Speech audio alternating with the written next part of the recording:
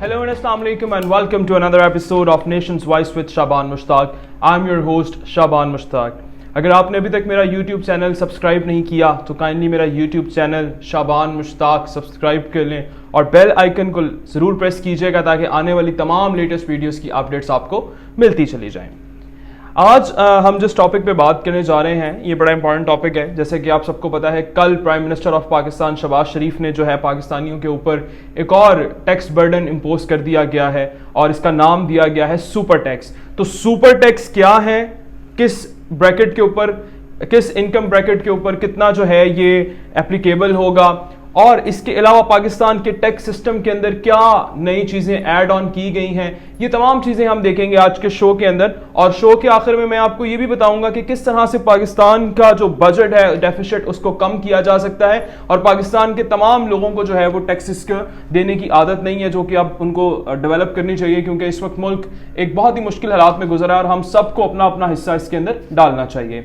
तो सबसे पहले बात करते हैं जी, prime minister of Pakistan and finance minister Miftah Ismail ने जो है वो ये ऐलान किया था कल कि हम पाकिस्तानियों के ऊपर सुपर टैक्स इंपोज करने चाह रहे हैं। तो पहली चीज यहां पर अपने नाजरीन को ये बताता चलूं कि सुपर टैक्स कोई नया टैक्स नहीं है जो इस कौम के ऊपर लगाया जा रहा है। सुपर टैक्स असल में ऑर्डिनेंस 1979 के अंदर इंपोज किया गया था, लेकिन फिर उसको टेम्परेरी बेसिस के ऊपर जो है वो स्टॉप डाउन कर दिया गया था और उसके बाद फिर वो दोबारा इंपोज नहीं हुआ। सो 2022 के अंदर अब जबकि हम IMF के साथ जो है एक नई डील के अंदर जा रहे हैं और IMF हमें फोर्स कर रहा है कि आप जो है टैक्सेशन करें और हैवी टैक्सेशन करें अपनी आवाम के ऊपर, क्योंकि उनको ये गारंटी चाहिए कि उनके पैसे वापस होंगे, तो किस तरह से वापस होंगे।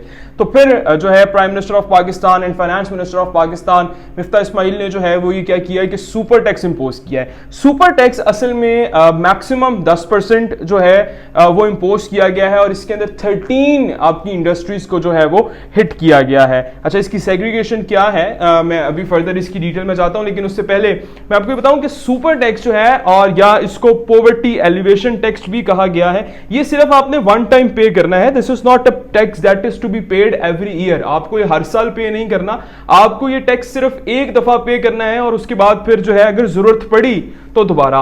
और ये वो टैक्स है जो पाकिस्तान की आम या वर्किंग क्लास से नहीं लिया जा रहा, बल्कि पाकिस्तान की रूलिंग एलीट्स और बड़े बड़े इंडस्ट्रियलिस्ट से लिया जा रहा है। अच्छा जी, ये अप टू 10% है, ये 10% नहीं है। अब आप ये समझें कि इसके अंदर मैं आपको बताता हूं कि ये जो टैक्स जो इन्होंने लगाया है सुपर टैक्स, ये किन किन इंडस्ट्रीज के ऊपर आ रहा है। तो सबसे पहले जहां तक मेरी इत्तलात और मेरी इंफॉर्मेशन है इसके मुताबिक ये sugar industry, steel industry, cement industry, oil and gas industry, fertiliser industry, automobile industry, banking sector, textile industry, LNG terminals, beverages and airlines, ये 13 कंपनीज या 13 सेक्टर्स ऐसे हैं जिसके ऊपर ये टैक्स इंपोज किया गया है।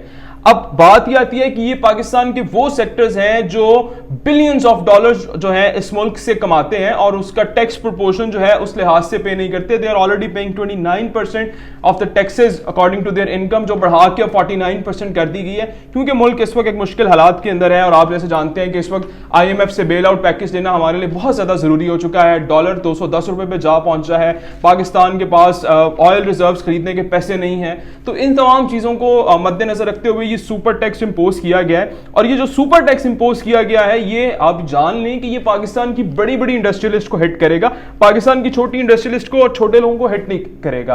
अच्छा, फिर उसके बाद जो एक और टैक्स मैं आपको बताता हूं, अगर आप सालाना 6 लाख रुपए कमाते हैं यानी 50,000 रुपीज पर मंथ अगर आपकी इनकम है तो आपके ऊपर कोई टैक्स एग्जम्पशन नहीं है। 50,000 से 1 लाख रुपए कमाने वाले को जो है वो 2.5% टैक्स जो है वो प्राइम मिनिस्टर ऑफ पाकिस्तान ने चार्ज किया। वो इतना कुछ ज्यादा नहीं बनता अगर आप ओवरऑल उसको देखें। इसके बाद अगर मैं इसी सुपर पॉवर्टी एलिवेशन या सुपर टैक्स की बात करूं तो इसके अंदर हमारे पास जो सेग्रीगेशंस भी रखी गई ना मल्टी मिलियनियर्स के लिए कि अमीर तरीन तबकों ने जो है वो टैक्स कैसे पे करना है, तो मैं आपको बताता जाता हूं, इसको बता देता हूं कि आपकी 1% आपने अपना इनकम टैक्स पे करना है। वो लोग जो 150 मिलियन से 200 मिलियन कमाते हैं, वो लोग जो 200 मिलियन से 250 मिलियन कमाते हैं वो 2% पे करेंगे, और वो तमाम लोग जो आपका 300 मिलियन से ज्यादा कमाते हैं उन लोगों के लिए जो है वो 4% का ये सुपर टैक्स रखा गया है और ये वन टाइम टैक्स है, that is to be paid. The second phase of the show, Pakistan की टैक्सेशन रिफॉर्म्स कैसे और किस तरह से होने चाहिए। तो देखिए, पाकिस्तानी कौम को जो है ना वो टैक्स देने की आदत नहीं है। दुनिया में दो किस्म के टैक्सेस होते हैं। अगर जो इकोनॉमिस्ट मुझे सुन रहे हैं तो वो ये बात ज़्यादा बेहतर तरीके से समझ सकेंगे, लेकिन अपनी आम ऑडियंस के लिए भी मैं ये समझाता चाहूँ कि दो किस्म के टैक्सेस होते हैं। एक होते हैं डायरेक्ट टैक्सेशन, जिसको आप कहते हैं प्रोग्रेसिव टैक्सेशन। दूसरी होती है इनडायरेक्ट टैक्सेशन। प्रोग्रेसिव टैक्सेशन या इनडायरेक्ट टैक्सेशन होती है आपकी इनकम के ऊपर। अगर मैं महीने का 1 लाख रुपए कमा रहा हूं तो मुझे उसका 2.5% टैक्स देना है, और ये मेरी इनकम गवर्नमेंट को ही पता है कि मैं 1 लाख रुपए कमाता हूं। अब मैं रिकॉर्ड यानी जो फाइल कर रहा हूं, टैक्स फाइल कर रहा हूं, वो 1 लाख रुपए मंथली के लिहाज से करता हूं, और मैं जो है हर महीने उसका, फॉर एग्जांपल करंटली अगर मैं बात करूं तो मैं 2.5% पे कर रहा हूं। लेकिन पाकिस्तान की सैलरीड क्लास सिर्फ और सिर्फ टैक्स पे करती है, जो बाकी बिजनेस कम्युनिटी है वो पूरा टैक्स पे ही नहीं करती है। अब हम चलते ये है कि पाकिस्तान के अंदर सबसे पहले जो कोई भी शख्स है जो इस मुल्क में रेड़ीबान है, जो कोई जो है सब्जी वाला है, कोई फ्रूट वाला है, कोई छोटा मोटा हेयर सलॉन है, या कोई भी दुकानदार है, वो टैक्स ही पे नहीं करता, वो अपना टैक्स रिटर्न ही नहीं करता। वो कहता है जी मैं तो इतने पैसे कमाते नहीं। हालांकि एक रिपोर्ट के मुताबिक जो पाकिस्तान या के बड़े शहरों में जो रेड़ीबान है वो तकरीबन 70 से 80 हज़ार रुपया और तकरीबन 1 लाख रुपए तक उसकी इनकम जाती है पर मंथ, लेकिन वो उसका कोई टैक्स पे नहीं करता और गवर्नमेंट के रिकॉर्ड में नहीं आता। अच्छा, इसी तरह अगर हम किसी सैलून पे जाएं आज के दौर पे बाल और शेव करवाने, तो आप देखें कि वहां पर भी हम नॉर्मली अगर बाल कटवाएं और शेव करवाएं तो तकरीबन 250-300 रुपया हमारा बिल बन जाता है, बल्कि इससे भी ज्यादा बन जाता है। ऑन एन एवरेज अगर हम 300 रुपया भी लगाएं और उसने रोज के जो है वो अगर 10 कस्टमर्स को डील किया तो बात आ गई 3,000 रुपया। अब 3,000 को आप 30 से मल्टीप्लाई करें तो बात आ गई 90,000 रुपया। इसका मतलब ये है कि उसका जो इनकम प्रपोर्शन था वो 90,000 रुपया था। अब 90,000 रुपया उसने कहीं पर भी उसको टैक्स डिक्लेरेशन में डाला ही नहीं, यानी वो उसकी प्रोग्रेसिव टैक्सेशन नहीं हो रही, वो उसका टैक्स ही पे नहीं कर रहा। जब गवर्नमेंट के पास प्रोग्रेसिव टैक्सेशन जो है वो वाला अमल नहीं हो सकता तो फिर वो क्या करते हैं, वो इनडायरेक्ट टैक्सेस लगाते हैं। इनडायरेक्ट टैक्सेस कैसे लगाते हैं, फिर आप जो भी कोई चीज खरीदेंगे, ये पेन खरीदेंगे, पेपर खरीदेंगे, ये मोबाइल फोन खरीदेंगे या कुछ भी खरीदेंगे, तो आपको उसके ऊपर टैक्स देना पड़ेगा।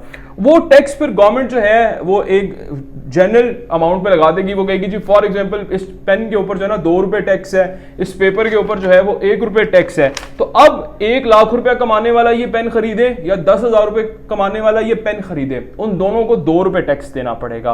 तो ये वो तरीका है फिर जिससे गवर्नमेंट अपना डेफिसिट पूरा करती है। तो अगर हम लोग जितने भी यहां पे मौजूद हैं, जो लोग मुझे सुन रहे हैं, उनको ये आवाज बुलंद करनी चाहिए कि पाकिस्तान के अंदर किसी भी शख्स को कारोबार करने की या नौकरी करने की इजाजत ही नहीं होनी चाहिए जब तक कि वो FBR में रजिस्टर्ड नहीं होता और अपनी इनकम और अपने एसेट्स को प्रॉपरली डिक्लेयर नहीं करता। क्योंकि जब तक हम लोग प्रोग्रेसिव टैक्सेशन की तरफ नहीं जाएंगे उस वक्त तक हम पेट्रोल पे लेवी टैक्सेस भरेंगे, हम सेल्स टैक्सेस भरेंगे, हम एक्स्ट्रा जितने भी टैक्सेस हैं इनडायरेक्ट फॉर्म में वो सारे के सारे भरते चले जाएंगे।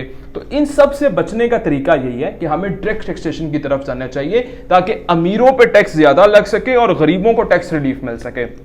और ये उसी वक्त जरूरत है जब हम एक कलेक्टिव माशरे के अंदर इस चीज को प्रमोट करें कि पाकिस्तान के अंदर काम करने वाला हर शख्स, चाहे वो रेड़ीबान है, चाहे वो जो है कोई छोटी दुकानदार है, चाहे वो बड़ी दुकान वाला है, या चाहे कोई सैलरीड क्लास है, वो अपना अपना टैक्स अपने हिस्से का मुकम्मल पे करेगा। So that is for all from today's show and I hope कि आप लोगों को अब समझ आ गई होगी कि जो रिसेंटली टैक्सेस, जो सुपर टैक्स की बात की जा रही थी, I hope I have cleared my agenda about the super tax.